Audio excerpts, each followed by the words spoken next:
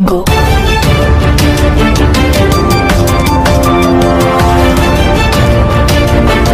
बर्तमान बड़ खबर पाणीपाग को नहीं बड़ सूचना नुआ अपडेट तेरे बढ़ुची बात्या आशंका भय बढ़ुची पुणी पाणीपागर ताजा रिपोर्ट मास शेष को दुईटी बात्या तेरे जाना डिटेल्स इनफॉरमेशन ता पूर्व वीडियो को लाइक करूँ जदि पार्टी आपणकर सांगसाथी मानक भिडटी को सेयार कर जदि फ्रेंड्स आपण मैंने आमर ये चैनल नुआ ही वीडियो देखुंते पूर्व केवे भी सब्सक्राइब करना तेज निहाती चैनल को सब्सक्राइब करे सहित पाखे आसुवा बेल आइकन को बजाय रखता तेज दक्षिण पूर्व अरब सागर और यार पार्श्ववर्ती लक्षद्वीप केरल और उपकूल कर्णाटक अंचल में एक लघुचाप क्षेत्र सृष्टि होती परवर्ती 36 घंटे यह अवपातर रूप नेବା संभावना रही सेपर आसंता 21 तारिख बेलू बंगोपसागर एक लघुचाप सृष्टि हो पारे अरब सागर सृष्ट लघुचाप और बंगोपसागर सृष्टि होगा लघुचाप अधिक घनीभूत हो अवपातर रूप नेବା संभावना रही पाणीपाग विभाग स्पष्ट करिछि मात्र जीएफएस मॉडल सहित आउ किछि घरोई पाणीपाग संस्था अक्टोबर शेष आड़क दुईटी सामुद्रिक झड़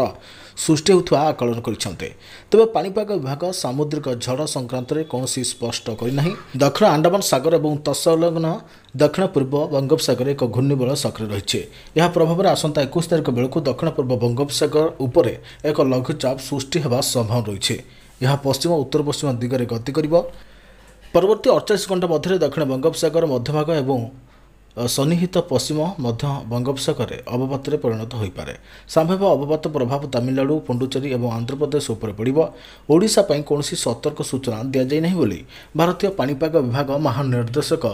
एमडी डीजी मृत्युंजय महापात्र गणमाध्यम को सूचना देते तमिलनाडु पुडुचेरी और आंध्र प्रदेश आड़क गति कर संभावना रही तेज 21 तारिख दक्षिण बंगोपसागर घंटापति पवन बेग 30 ରୁ 60 किलोमीटर पवन बहीपे 22 तारिख में यह क्रमशः बढ़ी घंटापति 40 ରୁ 80 किलोमीटर और 23 ରେ 50 ରୁ 90 किलोमीटर पवन बहिबार आशंका कराଯାଉଛି मत्स्यजीवी सतर्क सूचना जारी कराଯାଇଛି जो मत्स्यजीवी मैंने दक्षिण बंगोपसागर निकटस्थ केंद्रीय बंगोपसागर और अंडमान सागर अछंती से माने 21 तारिख सुधा उपकूल को फेरी आसवा को कहुଯାଇଛି भारतीय पाणीपाग विभाग बात्या नहीं कौन सतर्क सूचना जारी करना बोली से स्पष्ट करछन्ते हेले जीएफएस मॉडल देखंतु नहीं भारतीय पाणीपाग विज्ञान विभाग पक्षर जहाँ पूर्वानुमान कराଯାଉଛି ताकू देखंतु बोली आईएमडी डीजी श्री महापात्र कहते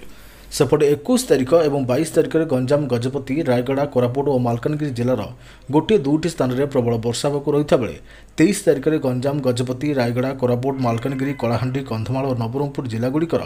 गोटे दुईटी स्थान में मध्यमरू प्रबल वर्षा होवार संभावना रही